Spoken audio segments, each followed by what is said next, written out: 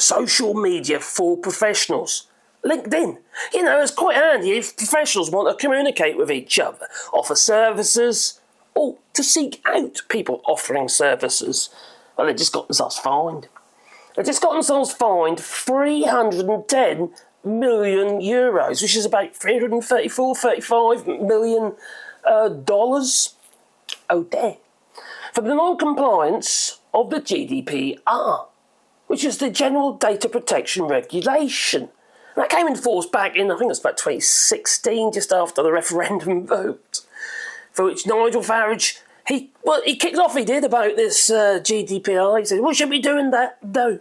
But if you want to provide your services in the form of a website, so it can be seen in the EU, well then, quite frankly, you've got to comply with the GDPR, otherwise you get fined. And they have. Anyway, well, yeah, boot the old like button.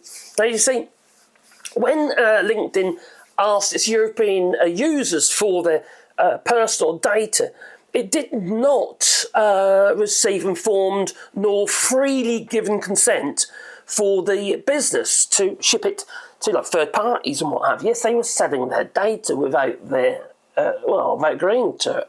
Now, I don't know if you noticed, just recently, there's some platforms such as, well, especially media channels such as Daily Mail, The Mirror and what have you, all them lot, they've changed the look of their the page that comes up at the beginning. I can't remember what it's called now. You have to press either reject or accept, or go into the details of what have you. Now, what these media companies are doing now is you either accept their rules, obviously sell your data and stuff like that, or you reject and pay. Well, that's actually not a choice. Now, if you look at the GDPR, from what I can make out, that's actually a breach of the GDPR. So I wouldn't be surprised they too could end up with a hefty old fine.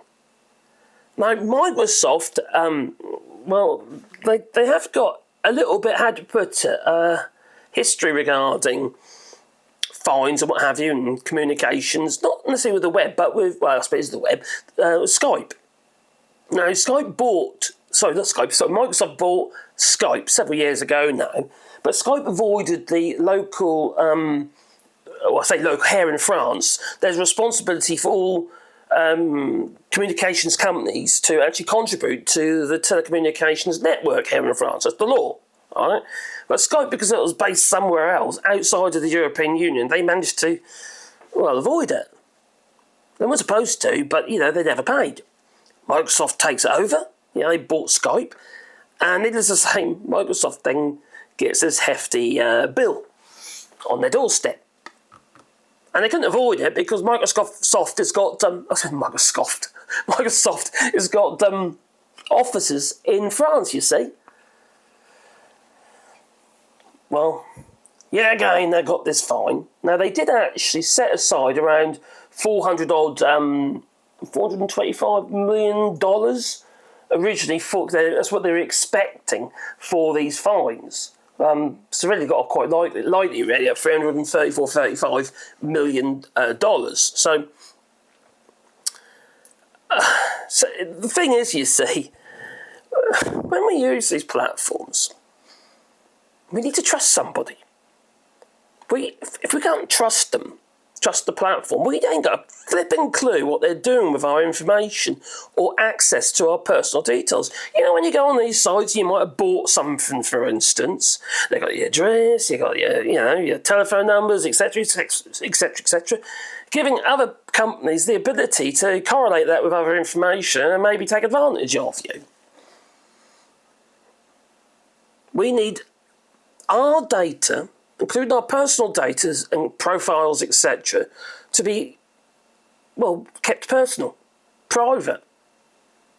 But no, LinkedIn's basically been selling it on to third parties, according to the DPC, which is Ireland's Data Protection Commission, which happens to be in the EU. Now, it's been responsible looking into LinkedIn's operations because, that Microsoft subsidiary has its European headquarters there. And that is just the fact of it all, There's no oh yeah, that's all right, don't worry about that, No. The thing about the European Union, right, it's a rules-based system. I've said this before, it's a rules-based system, and the rules are set out clearly for you to understand. There's no nuance. It's either yay or nay. Simple as that. Now, we had this all during the post-trade and cooperation agreement regarding Brexit and what have you. Those in, like Nigel Farage and Boris Johnson, what have you, they're taking the rules as legit as finite. There's no leeway. There's no wiggle room. No nuance. No. Intransigent, they were called, the EU. No, they're their rules, and you have to abide by the rules, or, well, ship out, basically. Well, we didn't want to do that. All this risk of a no deal, it scared industry, scared businesses, and the government, they knew that at the time. And especially considering that clock was ticking, as Michel Barnier would say. But then you've got these industries that are hell-bent on trying to stretch the rules. Now, they reached their final decision this week, and as such, the claims were back from 2018, I believe, and some digital advertising, etc., what have you, was done in the EU as well. And DPC believed that they hadn't been complying, but the LinkedIn believed that they had. But you see, the thing is, what they were doing is, when you signed up, they didn't tell you what they're doing with the data unless you looked into the detail and all the opt-ins and opt-outs, which were under, as in deep. Now, to comply with the GDPR, it has to be on the surface. You need to know exactly what you're agreeing to. It's obvious, isn't it? It's just obvious.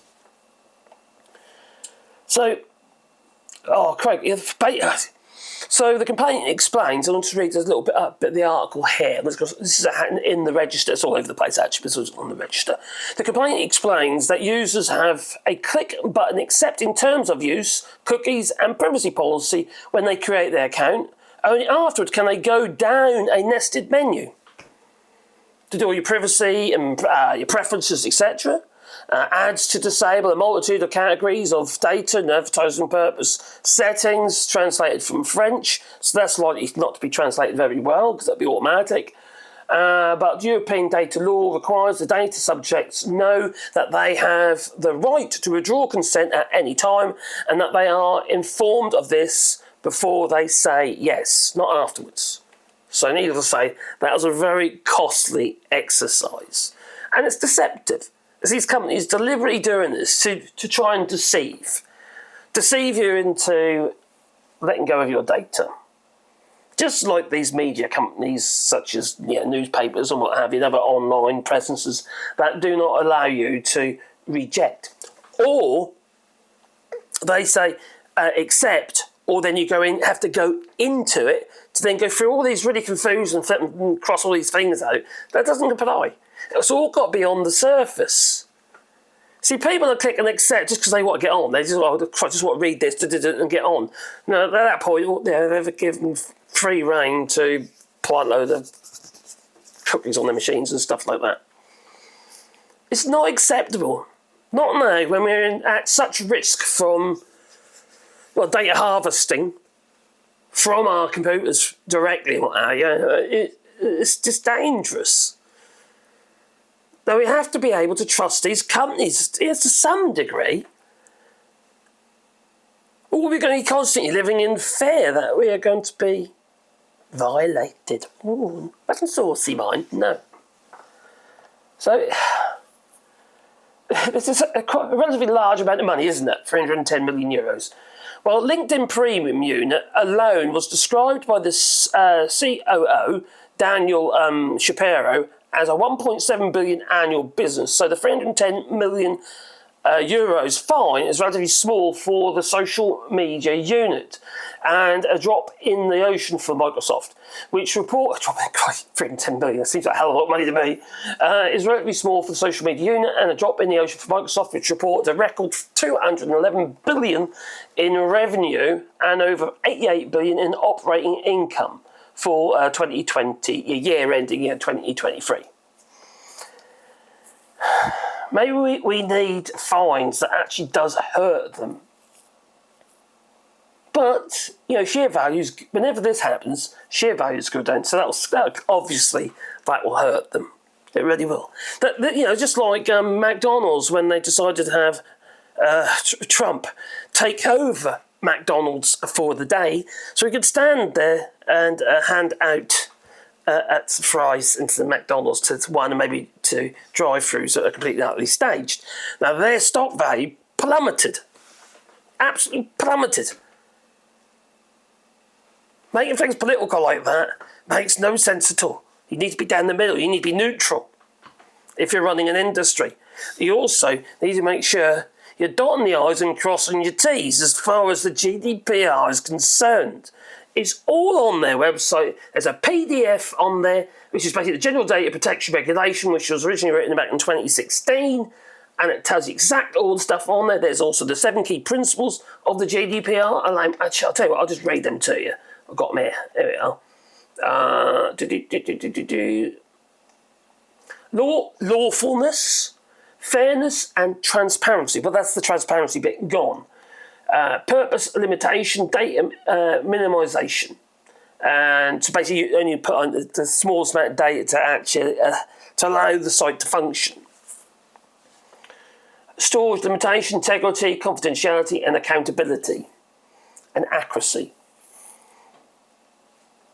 There's so many things I could get these flipping companies on, corporations on. It's not that difficult. But it takes several years for the actual fines to come to fruition. Anyway, what say you? Let me know in the comments down below. Do you think it's fair that the GDPR, or the EU, in this case it was by Ireland, which is the DPC, which happens to be in the EU, is that fair that LinkedIn got fined, or do you think it's a step too far as the European Union is concerned? I'd rather be, under a system that provides some protection as far as I'm concerned, because we live in a world where we're so easily violated online. We really are. Our data, and it's just data, whether or not they can sell you, a new electric motorbike or something stupid, like I keep getting. But it could be all sorts of stuff. That data could be used for very, unhealthy reasons. Yeah. If you know what I mean. Anyway, it's time for me to go, so I say toodaloo, but before I do, please beat the old like button.